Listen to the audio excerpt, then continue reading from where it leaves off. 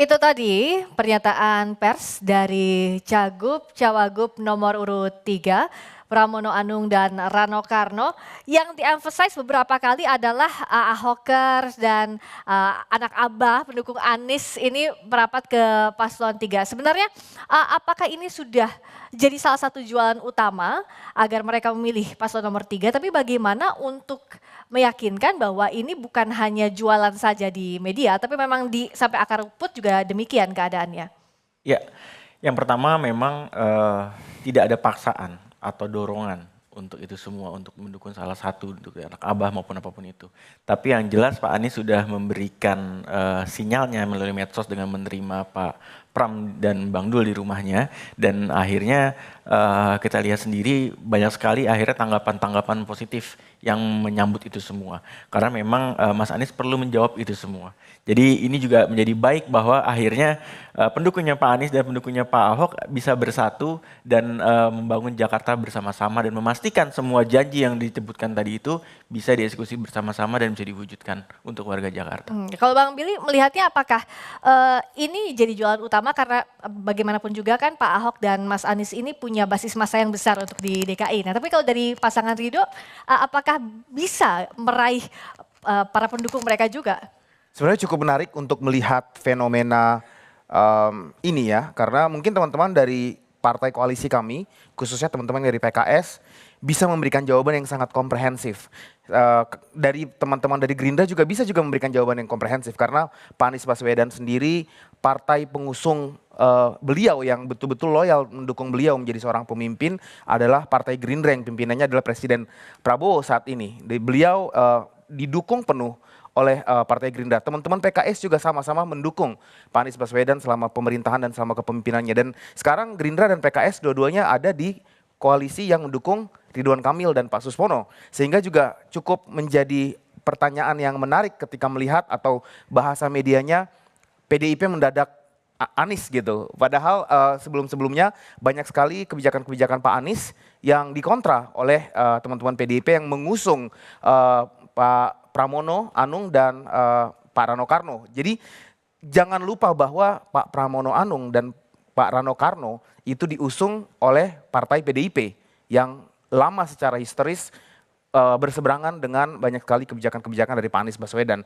Sebaliknya Pak Prabowo yang merupakan pemilik dan pendiri Partai Gerindra itu betul-betul menyokong pemerintahan Pak Anies. Jadi kami melihat bahwa merupakan sebuah demokrasi yang baik ketika tokoh-tokoh saling mendukung satu sama lain, tokoh-tokoh saling bersilaturahmi, tidak ada yang spesial sebenarnya. Oke, kalau Mas Alma, di saat calon lainnya meraih simpati dari para tokoh dengan basis massa yang cukup besar di DKI, bagaimana dengan pasangan Anda? Ya, jadi Kak, ini anak Abah di sini nih. Ini saya anak Abah salah satunya. Tuh di situ banyak tuh anak Abah tuh, anak Abah Anies. Tepuk tangan dulu dong yang di sana. Ya, tuh. Banyak banget di sana. Jackmania juga banyak di kami. Ya, Ahoker juga banyak di kami. Tapi kan kita nggak perlu blow up kayak gitu-gitu Kak. Karena kami bukan menyasar kelompok Kak. Yang kami minta restunya, yang kami minta ridonya adalah, ya restu adalah warga Jakartanya Kak. Overall semuanya. Tidak berdasarkan golongannya, tidak berdasarkan siapa yang dia tokohkan ya. Jadi semuanya Kak, kami menyasar seluruh warga Jakarta. Maka setiap belusukan itu ya, setiap kami silaturahmi, mohon maaf, kami silaturahmi di lapangan, kami terima semua Kak.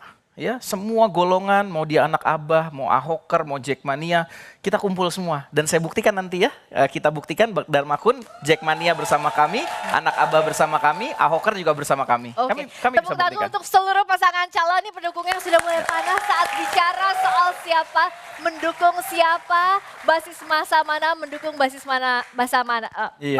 Saya sekarang mau highlight juga apa yang tadi sudah disampaikan oleh Mas Andi nih, bahwa how to-nya bagaimana untuk menerapkan visi, misi dan program ini belum terjawab di debat tadi. Nah, jadi soal transisi energi misalnya, apa sih realnya yang bisa dengan mudah ditangkap oleh masyarakat, terutama untuk membantu low income atau masyarakat berpenghasilan rendah di Jakarta?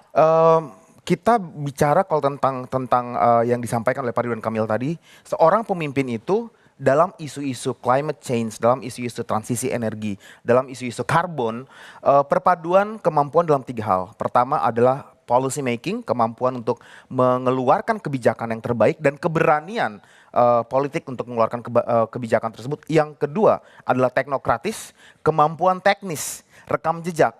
Seseorang yang memiliki kemampuan mengeluarkan kebijakan politik tanpa mengerti teknis juga tidak akan menghasilkan sebuah output yang baik, termasuk dalam isu transisi energi. Dan yang ketiga adalah masalah komunikasi dan inklusivitas. Komunikasi dan inklusivitas maksudnya adalah bahwa isu-isu yang transisi energi kan isu atas, tapi bisa dikomunikasikan dengan baik, dipahami dan bisa menyentuh masyarakat kelas menengah ke bawah. Semua itu sebenarnya sudah disampaikan oleh Bang Ridwan Kamil. Kita mungkin bisa berkomentar setelah debat, ya, tapi kita perlu tahu bahwa dalam keterbatasan waktu 2 menit, seorang Ridwan Kamil mampu menyentuh aspek policy dan politik, teknokratis dan komunikasi yang cukup baik. Saya kasih contoh ketika beliau menjelaskan tentang circular economics. Kebetulan tadi disampaikan tentang circular economics, bagaimana merubah sampah yang tidak memiliki nilai ekonomis menjadi memiliki nilai ekonomis dan menyentuh langsung masyarakat. Masyarakat dilibatkan partisipasinya dalam pengumpulan sampah di hulu, menghindari agar tidak lari ke TPA dan menghasilkan uang buat mereka. Tiga-tiganya lengkap di situ. Baik. Disampaikan oleh Bang Ridwan Kamil. Kalau tadi. dari, boleh tepuk tangan dulu silakan. Nah kalau dari Mas Alma, tadi untuk menjawab how to-nya. Oke, terima kasih teman-teman. Nah kalau dari Mas Alma tadi bagaimana untuk menyentuh, how to-nya kan belum tergambarkan. Tapi secara sederhana, secara mudahnya seperti apa soal transisi? Ya, transisi energi tadi Kak. Bang Dharma udah jelaskan tadi, dari diesel yang BBM ya dirubah jadi biodiesel, dari rumput laut, dari buah nipah, dari mangrove ya, dari bakau. Nah itu dirubah menjadi, ternyata kalau dirubah jadi biodiesel dari mangrove tadi, dari rumput laut tadi, lebih irit Kak. Jadi 1 liter biodiesel mangrove itu lebih irit 5 kali lipat ya, seperti 5 liter diesel atau BBM biasanya, solar biasanya. Dan kayak tadi lagi transisi energi tadi pengurangan emisi. Kita mengurangi lampu merah, titik macet kita kurangi sehingga ada overpass, ada underpass sehingga titik macet hilang ya dalam waktu 7 hari. Baik, terima kasih.